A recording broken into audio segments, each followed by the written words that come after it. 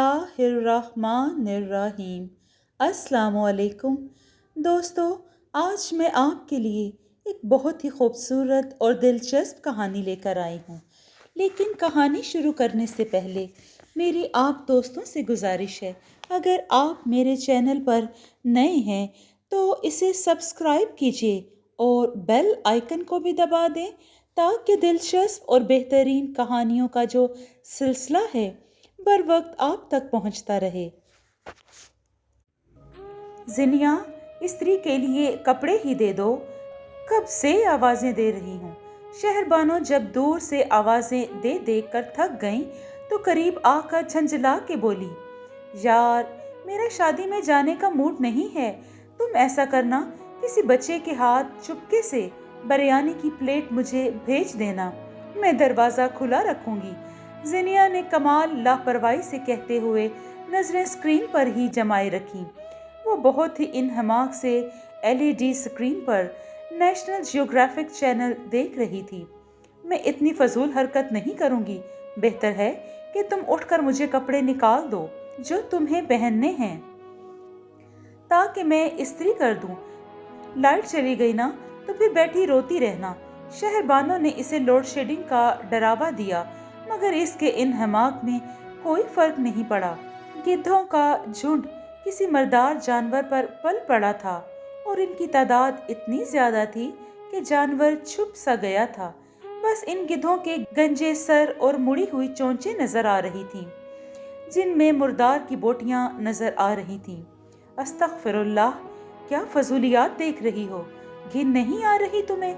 शहरबानो ने मुंह पर हाथ रखकर आती उबकाई को रोकने की कोशिश करते हुए गर्दन भी घुमा ली। शहरबानो, ये गिद्ध अभी दुनिया में हैं या डायनासोर की तरह नायाब हो गए हैं? शहरबानो की बातों से कतई नजर इसने सवाल किया कि शहरबानो को हर तरह की मालूमात से खासा लगाव था और अक्सर वो अपने सवाल गूगल पर सर्च करने से पहले शहरबानो से कर लेती थी और जवाब भी मिल जाते थे। चंद माह हुए खबर सुनी थी कि world wild life fund Changa मांगा में गिद्धों की अफजाइश नस्ल कर रहा है। 90 की दहाई में पाकिस्तान, हिंदुस्तान और नेपाल से गिद्ध गायब होना शुरू हो गए थे।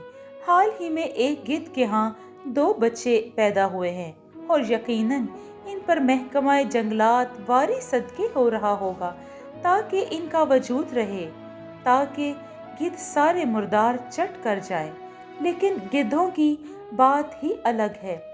शहरबानो इंसाइक्लोपीडिया बनी अपनी मालूमात दे रही थी और वो नजरें स्क्रीन पर जमाए इसे सुनती रही, सर हिलाती रही।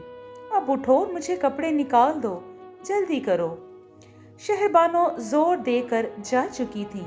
गिद्धों ने जब आखिरी लुकमा भी हड़प कर लिया तो इसकी नजरें भी स्क्रीन से हटी। एलईडी बंद करके इसने कमरे की राह ली ताकि कपड़ों के इंतखाब का काम अंजाम दिया जा सके। अम्मा के साथ वो दोनों पंडाल में पहुंची। तब तक बारात आ चुकी थी। शादी गली में हो रही थी और बारात आने का शोर और पटाखों की आवाजें वो घर में ही सुन चुकी थी। मर्दाने का अलग इंतजाम था, इसलिए अब्बा मर्दाने में ही थे। इनके घर के ऐन सामने महनूर की शादी थी। महनूर और इसकी माँ सानिया चंद साल से इनके मोहल्ले में मुकीम थे। सानिया किसी ऑफिस में जॉब करती थी। सुबह की गई शाम को आती थी। महनूर भी कॉलेज के लिए निकलती और वापस आती नजर आती थी। बिला ज़रूरत इन्हें आते जाते किसी ने नहीं देखा था। चूंकि इनके घर कोई मर्द नहीं था, इसलिए मोहल्ले वाले इन्हें अजीब नजरों से देखते थे। इनका भी मोहल्ले में किसी से मेल मिलाप नहीं था। जिनिया और शहरबानो की कभी इन पर घर सामने होने की वजह से नजर पड़ जाती तो बस एक रस्मी सी मुस्कुराहट का तबादला होता था, इससे ज्यादा कुछ भी नहीं।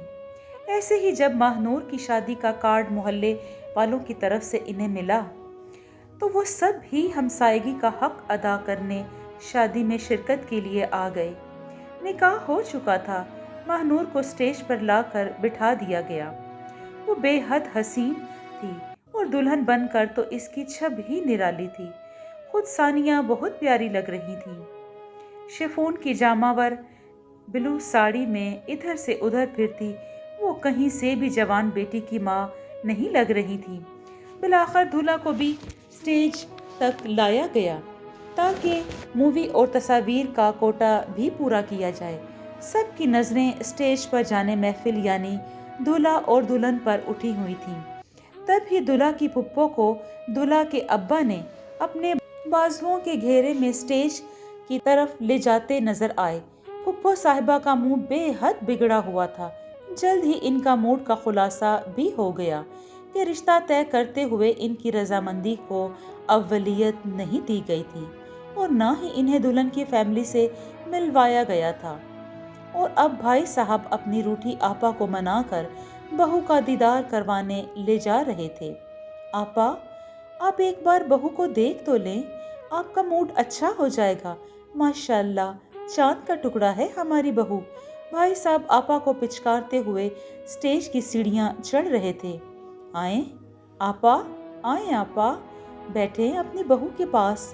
دلہا کی اماں نے سمدھن ثانیہ کے کان میں بھی روٹھی ننند کا قصہ کھڑے کھڑے ڈال دیا تھا۔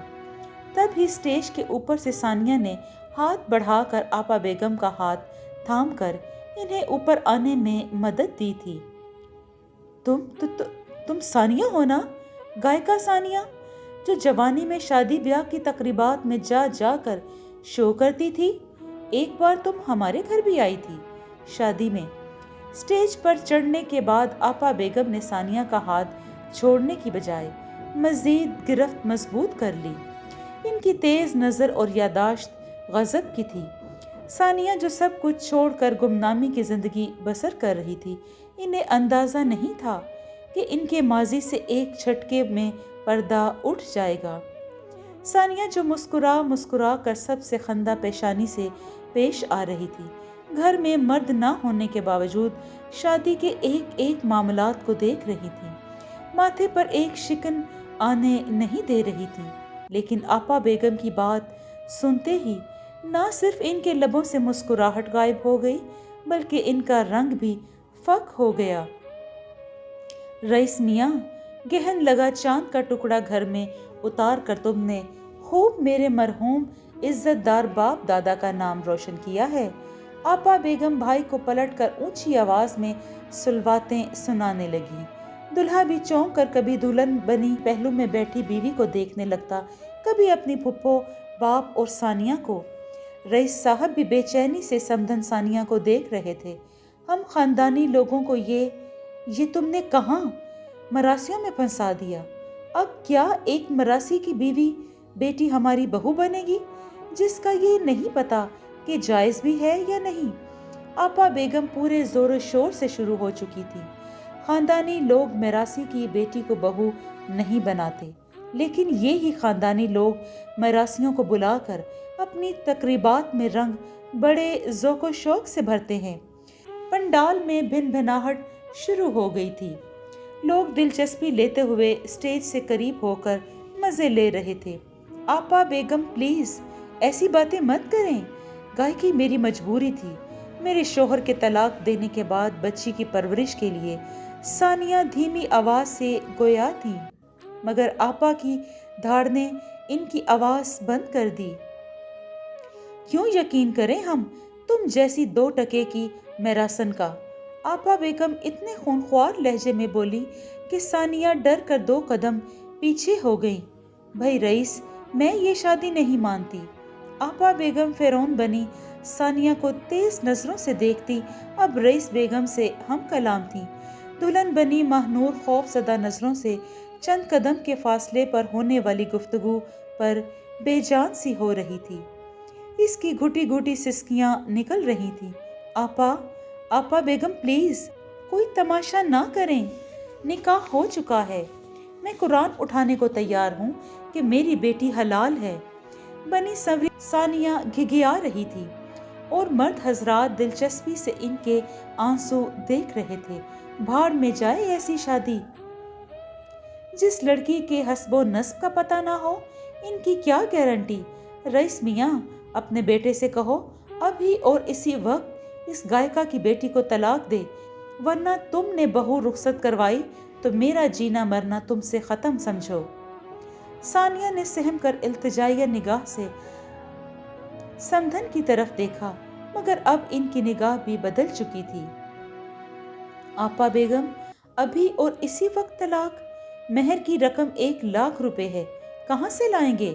رئیس صاحب دھیرے سے اپنی پیشانی پر ہاتھ پھیرتے ہوئے بولے۔ طلاق کا سن کر ثانیہ مزید گھگیانے لگی۔ ماہنور کے آنسو بہہ رہے تھے اور 2 عورتیں اتنے سارے لوگوں کے بیچ تماشا بنی بیٹھی تھی اور کسی میں کچھ کہنے سننے کی جرت نہ تھی۔ کسی نے مرد عورت کے پورشن کا بیچ کا شامیانہ بھی گرا دیا تاکہ دوسری طرف کے حضرات بھی لطف اٹھا سکیں۔ مہر کی رقم میں تمہیں دے دوں گی، بھجوا دینا بعد میں انہیں۔ آپا بیگم کے کہنے کی دیر تھی۔ رئیس میاں نے دلہا بنے سعادت مند خاندانی بیٹے کو دیکھا جس کی رگوں میں اتنا نچلے درجے کا خون بہہ رہا تھا کہ وہ اپنی منقوہہ اپنی بیوی کی عزت کے لیے ایک لفظ نہ بول سکا، اور باپ کا اشارہ ملتے ہی اس نے 3 بول بول کر 2 عورتوں کو زندہ درگور کر دیا اور باراتیوں کے ساتھ واپس چل پڑا۔ اکیلی عورتیں رہتی تھیں، کوئی نہ کوئی وجہ تو ہوگی۔ دیکھو آج کیسے بات کھلی ہے۔ چمگوئیاں کرتے رہے لوگوں کی نظروں اور باتوں سے جب دلہن بنی ماہنور کا کلیجہ چھلنی ہونے لگا تو وہ سٹیج سے اٹھ گئی۔ اس کے اٹھتے ہی چوڑیوں اور پازیب کی ایک جل ترنگ سبج اٹھا، بالوں میں لگا گجرا ڈول کر نتھنوں سے ٹکرایا تو اس کی خوشبو دماغ پر چڑھ گئی۔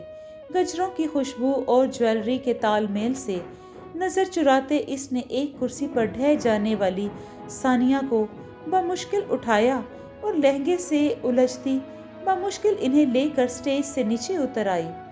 جس آنگن سے رخصت ہونے کے ارادے سے وہ سٹیج تک آئی تھی، طلاق کا ٹیکا لگانے کے بعد دوبارہ اسی آنگن میں قدم رکھ کر اس نے دروازہ اندر سے بند کر لیا تھا۔ اوہو، تیور دیکھیے دلہن رانی کے۔ محلے کے کسی شخص نے ہنسی اڑائی تھی۔ کیا عالی شان جہیز بھجوایا تھا بیٹی کا؟ اس گائکا نے دیکھا تھا۔ بھلا کوئی پوچھے کہ اس اکیلی عورت کے پاس اتنا پیسہ کہاں سے آ رہا ہے؟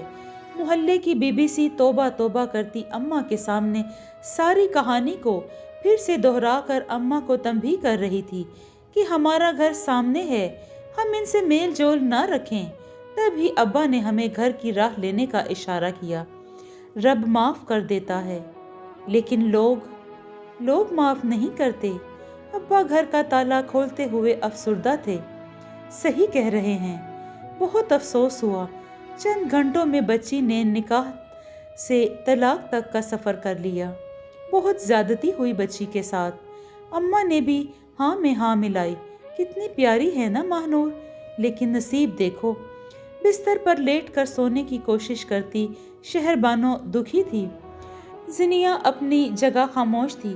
جو کچھ دیکھا اور سنا وہ اسے دکھی کر گیا تھا۔ نیند آنکھوں سے کوسوں دور تھی۔ جانے رات کا کون سا پہر تھا جب ان کی آنکھ کھل گئی۔ شہر بانو بھی جاگ گئی تھی۔ دونوں اٹھ کر آئیں تب ابا اور اماں دروازہ کھول چکے تھے۔ عام سے لون کے سوٹ میں ماہنور دھلے منہ سے دوپٹہ سر پر لیے کھڑی تھی۔ ہاتھوں پیروں پر لگی مہندی کو دیکھ کر زنیہ کا دل ایک بار دکھ سے بھر گیا۔ ابا اور اماں اسے دروازے پر دیکھ کر حیران رہ گئے۔ مہربانی کر کے میری مدد کریں، امی کو ہارٹ اٹیک ہوا ہے، انہیں ہاسپٹل لے کے جانا ہے۔ لیکن کوئی میری مدد نہیں کر رہا۔ میں نے محلے کے کئی دروازے کھٹکھٹائے، سب نے منع کر دیا۔ پلیز آپ منع نہ کیجیے گا، میری امی کو کچھ ہو جائے گا۔ وہ بری طرح رو رہی تھی۔ اماں ابا نے ایک نظر ایک دوسرے کو دیکھا۔ پلیز انکل، آپ کی بھی بیٹیاں ہیں۔ میں اکیلی ایمبولینس میں امی کو لے کے گئی تو وہ ٹھیک ہونے کے بعد میری اس حرکت پر مجھ سے ناراض ہو جائیں گی۔ وہ جانے ایمبولینس کے لوگ کیسے ہوں گے۔ وہ دکھیاری بارات لوٹنے کا غم، طلاق کا داغ فراموش کیے اپنی ماں کی سکھائی بات کا پاس کر رہی تھی۔ اماں ابا دونوں چلے جائیں پلیز۔ زنیا نے قریب آ کر کہا تو ماہنور مشکور نظروں سے اسے دیکھنے لگی۔ ٹھیک ہے بیٹا، تم چلو ہم آتے ہیں، ابا نے کہا تو وہ شکر ادا کرتی ہوئی تیزی سے اپنے گھر کی طرف بڑھ گئی۔ اماں کے کہنے پر شہر بانو ان کی چادر لے آئی۔ انہیں گیٹ اچھی طرح بند کرنے کی ہدایت کرتے ہوئے اماں ابا ماہنور کے ساتھ ایمبولینس میں ثانیہ کو ہسپتال کی طرف لے جانے لگے تھے۔ محلے کی کھڑکیاں دروازے ایمبولینس کے سائرن سے کھلنے لگے تھے۔ گدھ نایاب نہیں ہوئے ہیں شہر بانو، بس ان کے گنجے سر اور مڑی ہوئی چونچیں بدل گئی ہیں۔ وہ ہمارے آس پاس ہی رہتے ہیں، ہم پر جھپکتے ہیں، لپکتے ہیں، ہماری قسمتوں کے فیصلے کرتے ہیں۔ جیسے آپا بیگم نے ماہنور کے ماتھے پر طلاق لکھ دی۔ محلے والے جو اس انتظار میں ہیں کہ کب انہیں موقع ملے اور وہ ماہنور اور ثانیہ جیسی عورتوں کو ہڑپ کر جائیں۔ گدھ نایاب نہیں ہوئے، بس انہوں نے شکلیں بدل لی ہیں، ٹھکانہ بدل لیا ہے، وہ ہمارے بیچ میں ہی ہیں۔ چادر کے اندر سے زنیا کی آواز آ رہی تھی۔ شہر بانو نے اس کا ایک ایک لفظ بغور سنا۔ زنیا کی سسکیاں اس کے لبوں پہ تھیں، ایک تھکی سانس آہ کے ساتھ نکلی تھی۔ جی دوستو، آپ کو یہ کہانی کیسی لگی، جو ہمارے معاشرے کی کئی برائیوں سے پردہ اٹھاتی ہے، لوگوں کے گدھ صفت ہونے کا عکاس کرتی ہے؟ دوستو، اگر آپ کو یہ کہانی پسند آئی ہے تو کمنٹ میں اپنی رائے ضرور دیں اور کہانی کو شیئر کیجیے۔ اپنا اور اپنوں کا بہت سا خیال رکھیں۔ شکریہ۔